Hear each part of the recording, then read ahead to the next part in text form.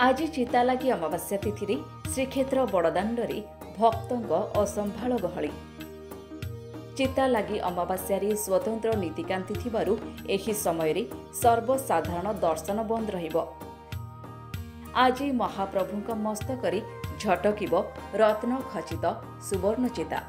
नीलाद्रि विजय परे आज रही महाप्रभुंकर दुईटी विशेष नीति। अमावास्या तिथि होइथिबारु अमावास्या नारायणंकर सागर विजय नीति सहित रही महाप्रभुंक चिता लगी नीति। श्रावण मासर चिता लगी अमावास्या तिथि रे परंपरा अनुसार दैतापति माने महाप्रभुंक मस्तकरु स्नान पूर्णिमा दिन खोला जाइथिबा दुर्मूल्य रत्न चिता को पुणी थरे लगाइबे।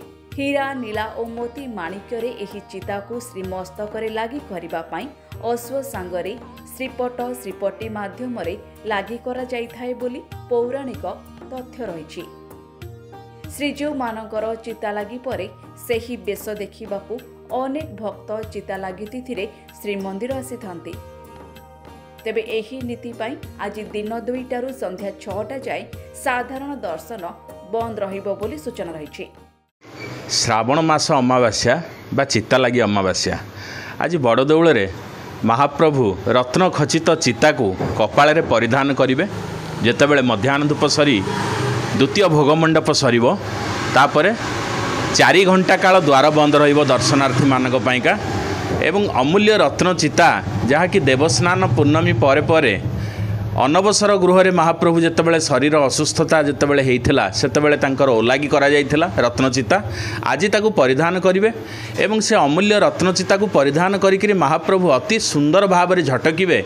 जो रत्नचिता की स्वयं बृहस्पति महाग्रह बोली कहा जाए। नायक हीरा बा ब्रह्मज्योति हीरा केन्द्र स्थल रे स्थान पाइबे एवं तार चतुर्पार्श्व पानपत्र आकृतिर 7 घेरारे अनेक वैदुर्य मणि मुक्ता इत्यादि शोभा पाइब। बड़ ठाकुरंकर नीला सुभद्रांकर माणिक्य बा पान्ना एवं जगन्नाथ महाप्रभुंकर ब्रह्मज्योति हीरा बा नायक हीरा जहाँ कहा जाए। आज से रत्नचिता को महाप्रभु परिधान करेंगे एवं 12 मासरे 13 यात्रा ओडिशा रे जेहेतु पालित करा जाउची महाप्रभु को लक्ष्य करिकिरी ये जेते जानी यात्रा ओडिशा रे सब प्रतिपालित होता है। तन्मध्यरु जेहेतु महाप्रभु आज चिता लगौचंती तेणु चिता लगी अमावास्या को घरे घरे पूरे पूरे आज चितौ पिठा भोग करिकिरी विश्वधात्री को पूजा करा जिवो। गेंडा मान को मध्य चितौ पिठा दिया जिवो।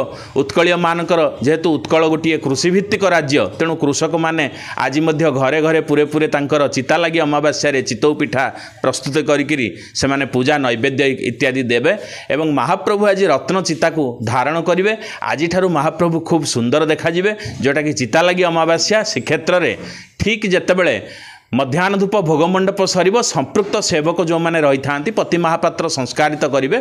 दैतापति सेवक माने घोड़ा उपरे ठिया होकर बासुंगा पाट जोटा कि पाटरा सेवक प्रदान करेंगे एवं शुद्ध सुआर सेवक माने जो ओष जोगई दी से ओष लगे महाप्रभुंकर से रत्नचिता को कपाल रे आज पिंधे दिज्व एवं से समय खटसेज घर को महालक्ष्मी एवं सरस्वती विजय करेंगे एवं आहरी अनेक अन्यान्य नीतिकांति पर महाप्रभुंकर स्वतंत्र गोटे भोग हम जार कि नाम आलती भोग तांको निवेदित करा जिवो। बाउंसोल चिता लगे मासे आबो नीति ठीक सब तला द्वारपाला पूजा बळे लोक चढ़िला तासे सेवक अनुसेवा चलले को सेवन कले नाही चढ़िला भोग पताय महासानी ता मुते कथा दाइकरी गौड़ गाधेबेले गाला पर ये द्वार पूजा सूर्य पूजा द्वार बळे पूजा सूर्य पूजा एपटे तो सूर्य पूजा होची मुक्तमंड पड़सा से तावर संपर्क किछि नै।